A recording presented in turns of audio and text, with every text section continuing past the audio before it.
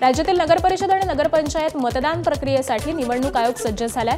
त्यासाठी जवळपास 13,355 मतदान केंद्रांची व्यवस्था करण्यात आली आहे। या निवडणुकांसाठी ईव्हीएम मशीनची व्यवस्था करण्यात आलेली असून त्यामध्ये 13,726 कंट्रोल युनिट आणि 27,452 बॅलेट युनिटची उपलब्धता करण्यात आली आहे। राज्यातील 246 नगरपरिषदा आणि 42 नगरपंचायतीच्या सदस्य पदासाठी आणि थेट अध्यक्ष पदासाठी 2 डिसेंबरला मतदान होणार आहे, तर 3 डिसेंबरला मतमोजणी होईल।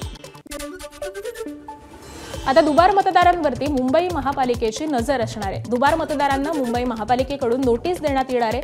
दुबार मतदारांना नोटीस देऊन मतदार यादीमधून नाव वगळण्याचे आदेश राज्य निवडणूक आयोगाने पालिकेला दिलेत। मुंबई पालिकेचे सहाय्यक आयुक्त घरोघरी जाऊन सर्वेक्षण करणार असून 11 लाखांहून अधिक दुबार मतदारांच्या नोंदी या तपासण्यात येणार आहेत। महायुतीमध्ये शिंदेंची शिवसेना आणि भाजपमध्ये नाराजी नाट्य सुरू असतानाच आता 2 डिसेंबर नंतर मोठा राजकीय भूकंप होणार असल्याची जोरदार चर्चा रंगली।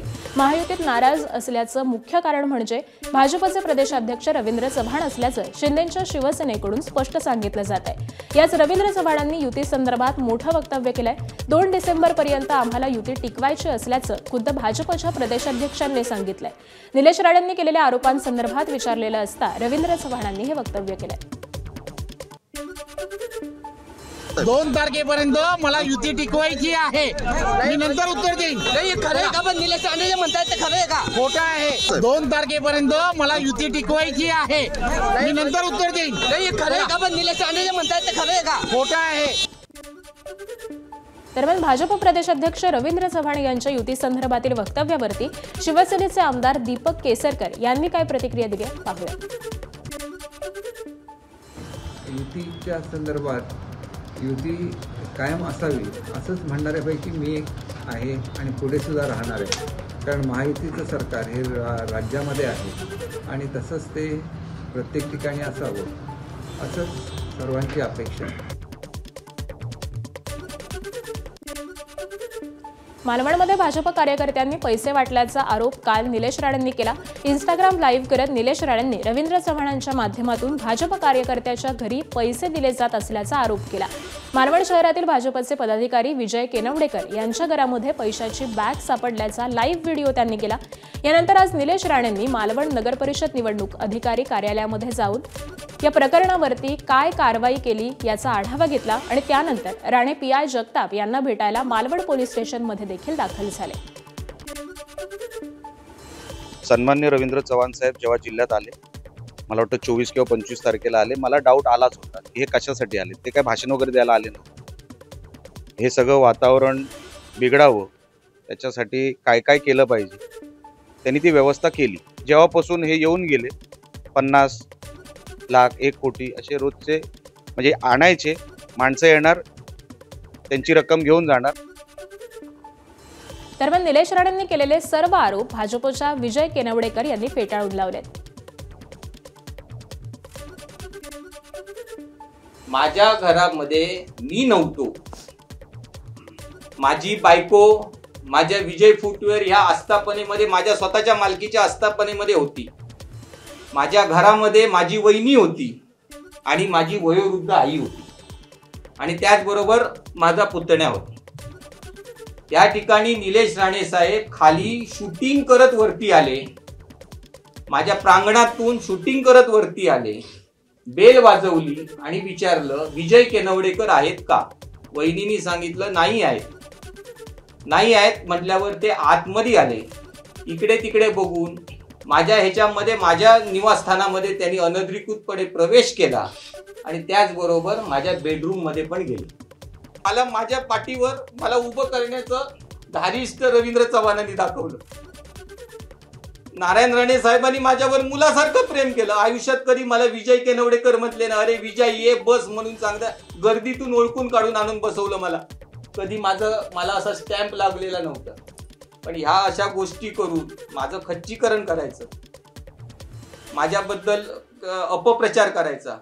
मी रवींद्र चव्हाण साहेबांचे माझे संबंध आहेत म्हणून मला टार्गेट करावं, कुठल्या थराचं राजकारण करायचं, किती परिवाराला त्रास द्यायचं। मला फोन आल्यानंतर मी त्या ठिकाणी आलो, साहेबांना विचारलं साहेब काय झालं, तर साहेबांनी मला बेडरूम मध्ये नेऊन दाखवलं। हे बघा हे असं हे तुम्हाला शोभत नाही, तुम्ही हे आहे. म्हटलं साहेब, हे माझ्या KK बिल्डरच्या बिझनेसमधले पैसे आहेत. तुमचा गैरसमज असेल तर नाही, त्याला तुम्हाला उत्तर द्यावं लागेल. त्या ह्याला पूर्णपणे उत्तर द्यायला मी बांधील आहे. दरम्यान रवींद्र चव्हाण यांच्या वक्तव्यावरती श्रीकांत शिंदेंनी प्रतिक्रिया दिली आहे. रवींद्र चव्हाण यांनाच विचारा की त्यांना युती पुढे टिकवायची आहे का, असा सवाल श्रीकांत शिंदे यांनी विचारलाय. 2 डिसेंबर पर्यंत युती टिकवायची रवींद्र चव्हाण म्हणाले. 2 डिसेंबर पर्यंत. मला माहिती नाही ते काय बोलले, मला माहिती ना. मग त्यांना विचारा, त्यांना पुढे पण टिकवायचे का. मला माहिती नाही ते काय बोलले, मला माहिती ना. मग त्यांना विचारा, त्यांना पुढे पण टिकवायचे का. मालवणमध्ये भाजप कार्यकर्त्यांनी पैसे वाटल्याच्या आरोपांवरती शिवसेनेचे आमदार दीपक केसरकर यांनी काय प्रतिक्रिया दिली तीही पाहूयात. ते तुम्ही कालची घटना जी घडली त्याच्यावरून तुम्हाला दिसलं असेल, परंतु त्याच्यावर मला काही कॉमेंट करायचे नाही आहे. की आमिष दाखवलं तर त्याला बळी पडू नये, कारण शेवटी ही लोकशाही आहे आणि तरच लोकशाही सुदृढ होऊ शकते. मतासाठी पैशांचं वाटप करणं हा प्रकार मला स्वतःला मान्य नाही.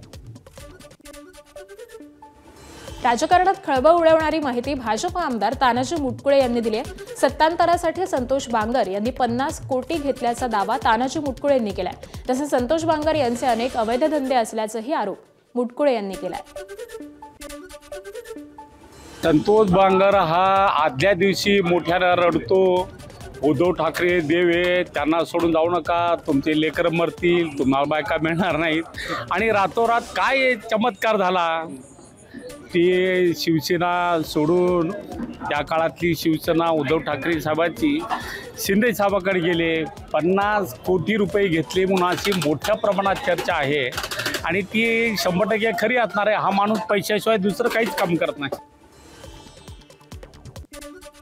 आमदार संतोष बांगर यांच्या निवासस्थानी पोलिसांनी धाड टाकल्याची माहिती विधान परिषदेचे आमदार हेमंत पाटील यांनी दिली आहे. बांगर यांच्या घराची तब्बल 100 पोलिसांनी झाडाझडती घेतल्याची मोठी माहिती ही हेमंत पाटील यांनी दिली आहे. समोरच्यांच्या पायाची वाळू घसरायला लागलेली आहे हे या निवडणुकीच्या निमित्तानं लक्षात आलेलं आहे. आपण बघता की आमदार संतोष बांगर यांच्या घरावरती सकाळी 5-5:30 वाजता 100 पोलिसांनी जाऊन झाडाझडती घेतलेली. हे अतिशय वाईट पद्धतीनं झालेलं आहे. खरं म्हणजे आमदारपद हे एक संवैधानिक पद आहे, त्याला कॉन्स्टिट्युशनल एक दर्जा आहे आणि अशा संवैधानिक पदाच्या कार्यकर्त्यावर आमदारावर जर रेड करायची आपल्याला असेल तर विधानसभा अध्यक्षाची परवानगी घ्यावी लागते. आम्ही पेड नगरपालिकेसाठी युती करण्यासाठी भाजपचे आमदार रवी पाटील यांच्याकडे गेलो, मात्र त्या युतीमध्ये धृतराष्ट्राप्रमाणे भूमिका बजावून सुनील तटकरे यांनी आमची युती तोडली असा आरोप शिवसेनेचे आमदार महेंद्र दळवी यांनी सुनील तटकरेंवरती केला आहे. रायगड जिल्ह्यामध्ये महेंद्र दळवी आणि भाजपची युती तोडण्यासाठी राष्ट्रवादीनं सुपारी दिल्याचा दावा देखील दळवींनी केलाय. परवा आपण बघितलं की पुण्यामध्ये पार्थ पवारचा घोटाळा निघाला. त्या घोटाळा मागचा सूत्रधार कोण आहे तर त्यांच्याच पक्षाचे वरिष्ठ नेते आहेत. हे त्रिवार सत्य आहे आणि महाराष्ट्राने स्वीकारलं. तपासून बघितलं, विजिलन्स लागलं, बाबा महेंद्र दळवी एवढा आरोप करतायत, लोकांचं सत्य आहे का. त्रिवार सत्य आहे, काही लपवण्यासारखं नाही आहे. आणि त्यांचं झाकून ठेवण्यासाठी दुसऱ्याचं उघडं करणं हे त्यांची कायमची नीती आहे. आणि मग राष्ट्रवादीच्या वरिष्ठ नेत्यांनी ते केलं, आता ते अंगलट आलंय म्हणून मी दुसरा आरोप केला. शरद पवारांच्या राष्ट्रवादीत आणि शिंदे सेनेत कुर्डुवाडीत झालेली युती भविष्याची नांदी ठरू शकेल असं वक्तव्य शरद पवारांच्या राष्ट्रवादीचे प्रदेशाध्यक्ष शशिकांत शिंदेंनी केलंय. एकनाथ शिंदेंचा फक्त वापर झाल्याचंही वक्तव्य शशिकांत शिंदेंनी केलंय. आज आपण दोघेही एकत्र येत आहोत की महाराष्ट्राची कार्याची भविष्याची नांदी सुद्धा. आज आपण दोघेही एकत्र येत आहोत की महाराष्ट्राची कार्याची भविष्याची नांदी सुद्धा. दरम्यान शशिकांत शिंदेंनी केलेल्या वक्तव्यावरती शिंदेंच्या शिवसेनेचे मंत्री शंभूराज देसाई यांनी प्रतिक्रिया दिली आहे. भविष्यात काय होणार याचं भाकीत आता वर्तवणं योग्य नाही. आमच्या पक्षाचा निर्णय एकनाथ शिंदे घेतील असं शंभूराज देसाईंनी म्हटलंय. सर्वस्वी राजकीय निर्णय घेण्याचे अधिकार सुरुवातीलाच एका ओळीचा ठराव करून आम्ही सर्व पक्षांनी आमच्या पक्षाचे मुख्य नेते आदरणीय एकनाथजी शिंदे साहेबांनी दिलेला आहे. त्यामुळं भविष्यात काय होणार आहे काय नाही त्याचं आत्ता भाकीत वर्तवणं मला तरी आमच्या पक्षाच्या बाबतीत योग्य वाटत नाही. आमच्या पक्षाचा निर्णय हा आदरणीय एकनाथजी शिंदे साहेब घेतील. उमरगा नगर परिषदेत शिंदेची सेना, काँग्रेस, लहुजी शक्ती सेना आणि रयत क्रांतीची युती झाली. यावेळी उमेदवाराच्या प्रचारासाठी बनवण्यात आलेल्या पोस्टरवरती एकनाथ शिंदे, सोनिया गांधी आणि राहुल गांधींचा एकत्रित फोटो पाहायला मिळाला. यावरून ठाकरे सेनेचे नेते अंबादास दानवेंनी टीका केली आहे. राज्यातील निवडणूक याद्यांमध्ये घोटाळ्याची मालिका सुरूच असून आताही एक मोठा घोटाळा मनसेनं उघड केलाय. मनसेच्या अंधेरी पश्चिम विधानसभा विभाग अध्यक्ष मनीष धुरी यांचं नावानेच हा घोटाळा झालेला आहे.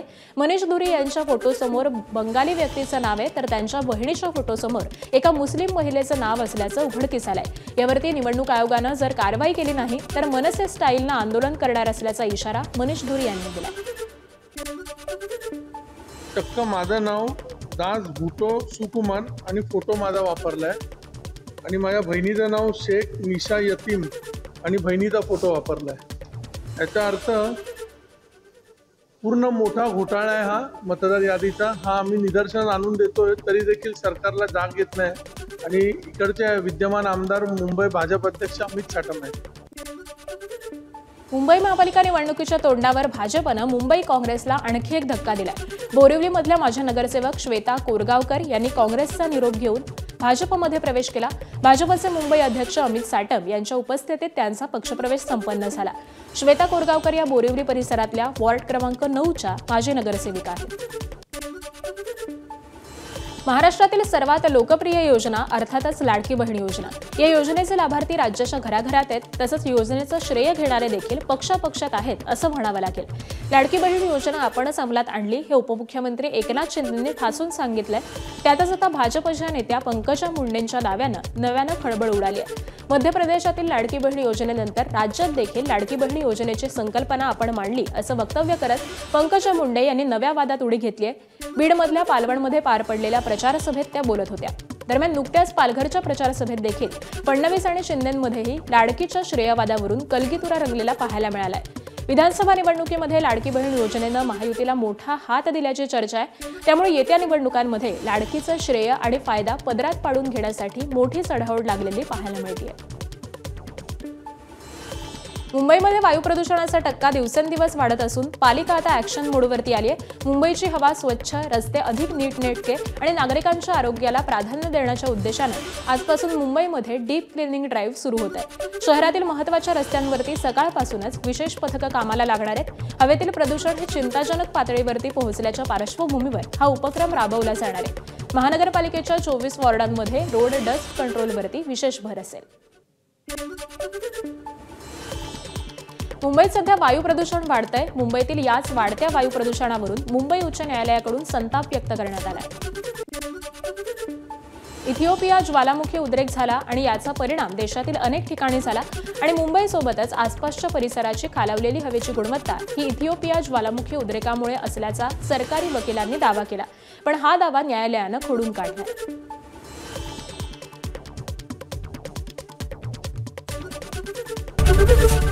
एबीपी माझा, उघडा डोळे बघा नीट.